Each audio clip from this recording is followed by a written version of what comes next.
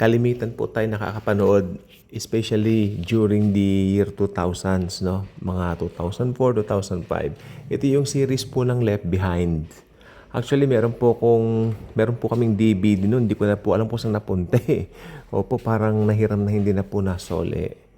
Alam nyo, yung konsepto po noon ay meron silang ah, pinapakita na parang alien invasion, na parang nawala yung mga tao, gano'n-gano'n. Parang gano'n yung dating, sinamahan ng effects and all that. Okay. Maganda po naman yon. The intention was to remind people that there will come a time na magaganap sa buong sandaigdigan na kung tawagin nga po ay the rapture of the church. Hindi po siya isang ilusyon, hindi siya isang fairy tale, hindi po ito katang-isip, ito po ay biblikal. At lalong hindi imbento ng mga naniniwala sa teolohiyang ito. Hindi po, ito po ay totoo. Okay? May nagsasabi po, even in the comment section, I forgot about what the comment said. Basta sabi niya gano'n na walang rapture. Sabi niya, parang false doctrine daw yung rapture. Ay, ako naman po, paniwalaan niyo po kay hindi, ayos lang po. I will respect you. First as a person. Pero yung view mo, syempre, meron akong sariling view. Alam ko yung view ko, tama, kasi inaral ko po ng matagal yan. Namin, sa isang Bible school. Actually, nakailang Bible school po kami. Talagang lahat ng napuntahan ko, pre-trib rapture lahat sila. At talagang may rapture na binabanggit sa Bible. Okay. At yung Left Behind series nga po, naglabasan po mga bandang 2007, 2000, natatandaan nyo, 2008, ganyan, 2000 na, naghihiraman pa kami ng mga DVDs noon. May DVD pa nga dati ng Apocalypse Apocalypse. Okay, isang movie, no, na pinapaikot namin yung DVD nung kung saan saan napupunta no. Hihiramin nung isang kasama namin, tapos hihiramin ko naman, hihiramin na naman ng gano'n. At least pinag-aaralan yung sustansya ng palabas na talagang end times, no? Imagine niyo 2009, mga panahon na ganyan. Mahilig na kami sa end times. So, yes, sa biyaya naman ng Panginoon nag-e-escalate po ngayon yan dahil ito pong panahon natin ngayon talagang grabe. Kung end times na noong 2009, mas end times po ngayon. Nagets niyo po? Hindi po ba? Ganoon lang po siya.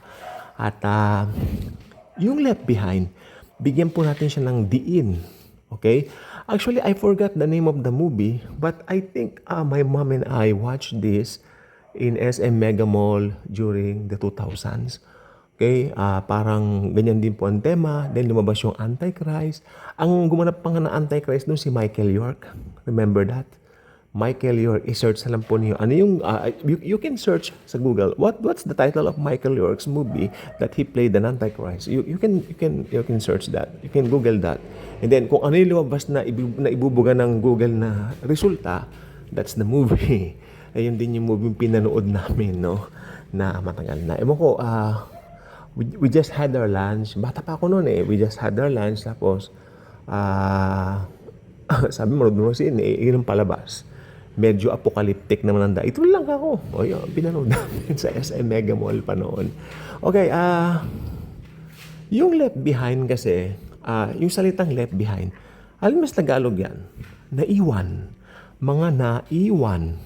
Kasi nakakatakot po yung, Left Behind, Left Behind. Parang, pag naiisip nila yung Left Behind, parang nasa isip, pelikula. Nope. That's a very, very scary word. If you're a Christian, alam mo ang katotohanan na yan. Pero itong gusto ko sabihin, walang totoong Kristiyano ang maiiwan.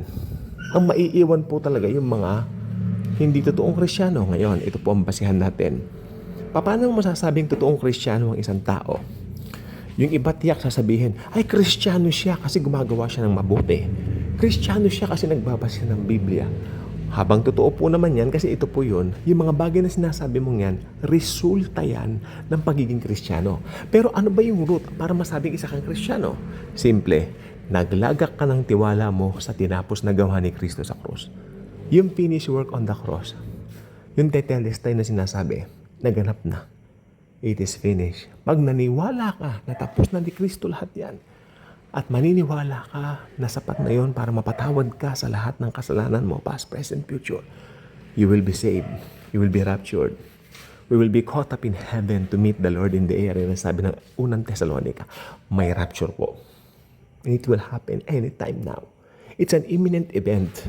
We don't need some signs in order for us to witness an imminent event. We don't need any signs regarding that. We just have to believe what the Bible says. Okay? So ayan po talaga ang mangyayari. May rapture po. Okay? Habang hinihintay natin yan, malugod nating ibahagi ang pagmamahal ni Kristo sa ibang mga tao. Tayo ang kanyang ambassador.